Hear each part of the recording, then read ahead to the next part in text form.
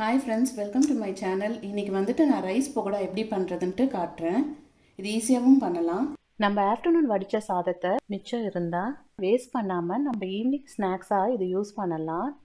இதுக்கு தேவையான பொருட்கள் என்னென்னா, வெங்காயம், அரிசி மாவு, கடலை மாவு, எண்ணெய் ஒரு 2 ஸ்பூனு, இது சீரகத்தூள், பெருங்காயத்தூள், கரம் மசாலா, மிளகாய்த்தூள், பூண்டு, இஞ்சி, பச்சை மிளகாய், கொத்தமல்லி, கருவேப்பிலை. இதெல்லாம் வந்துட்டு இந்த ரைஸோடு மிக்ஸ் பண்ணிடணும். நான் ஒன்று மிக்ஸ் பண்ணிவிட்டு அப்படியே காட்டுறேன் உங்களுக்கு. ஒரு பெரிய வெங்காயம் சின்ன சின்னதாக கட் பண்ணிவிட்டு, அப்புறம் இஞ்சி, பூண்டு, பச்சை மிளகாய் ஒரு 2 பச்சை மிளகாய் நான் குட்டி குட்டியாக கட் பண்ணி வச்சுருக்கேன். இஞ்சியும் பூண்டும் அதுவும் குட்டி குட்டியாக கட் பண்ணி வச்சுருக்கேன். அப்புறம் கொத்தமல்லி, கருவேப்பிலையும் அதையும் சேர்த்துக்கிறேன். சீரகம், பெருங்காயம் சேர்த்துக்கிறேன். கடலை மாவு 1/2 கப்பு நான் யூஸ் பண்ணிக்கிறேன். அரிசி மாவும் 1 கப்பு யூஸ் பண்ணிக்கிறேன். கரம் மசாலாவும் மிளகாய்த்தூளும் அதுவும் இதில் சேர்த்துக்கிறேன். எல்லாம் ஒன்றா நல்லா கலரிட்டு இதுக்கு தேவையான அளவுக்கு நம்ம உப்பு ஆட் பண்ணிக்கலாம். அரிசி மாவு இல்லைன்னா கூட பரவாயில்ல, கடலை மாவு மாத்திரம் யூஸ் பண்ணிக்கலாம். நம்ம இப்போது எல்லாம் மிக்ஸ் ஆயாச்சு, உதிரி உதிரியாக ஆகிட்டுருக்கு பாருங்கள். இந்த டைமில் வந்துட்டு நம்ம எண்ணெய் வச்சுருக்கோம் இல்லையா, அதுவும் இதில் ஆட் பண்ணிக்கலாம். எவ்வளோ அழுத்தி பிசைய முடியுமோ அழுத்தி பிசைங்க. இது ஈவினிங்கில் ஸ்நாக்ஸாக நல்லாயிருக்கும். ஸோ பண்ணி முடிச்சிட்டேன். நான் வந்துட்டு இந்த எண்ணெய் வந்து 2 கையில் அப்ளை பண்ணிக்கிட்டு இதை குட்டி குட்டியாக ரவுண்டாக நான் பண்ணுறது பதில் நான் இப்படி நீட்டு வாக்கில் இந்த ஷேப்பில் எல்லாமே பண்ணிடுறேன்.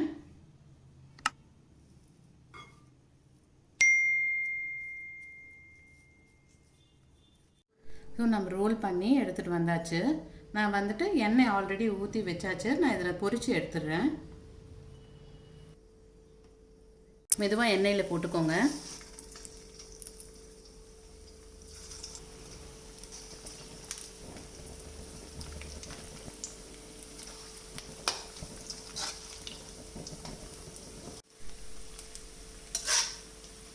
நல்லா பொரிஞ்சு வந்துடுச்சு. எல்லாத்தையும் எடுத்துக்கலாம்.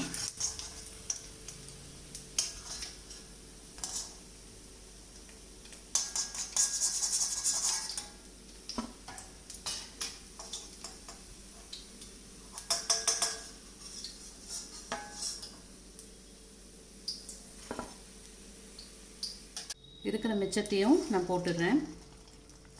போடும்போது மாத்திரம் பார்த்து மெதுவாக போடுங்க.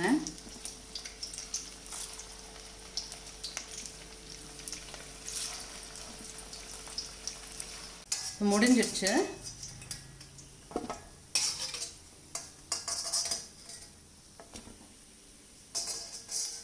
சூப்பராக நம்ம ரைஸ் பக்கோடா பண்ணிட்டோம்.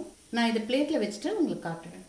நம்ம ரைஸ் பக்கோடா பண்ணி முடிச்சிட்டோம். அதுக்கு காஃபி இருந்தால் இன்னும் டேஸ்ட்டாக இருக்கும். ஈவினிங் ஸ்நாக்ஸுக்கு பசங்க இல்லை நம்மளும் சரி இது மாதிரி பண்ணி சாப்பிட்டா அவ்வளோ டேஸ்ட்டாக நல்லா இருக்குது. நீங்களும் ட்ரை பண்ணி பாருங்கள். பாருங்கள், நல்லாவே வெந்து நல்லா இதுவாக இருக்குது. சூப்பராக இருந்தது டேஸ்ட்டும். Thanks for watching.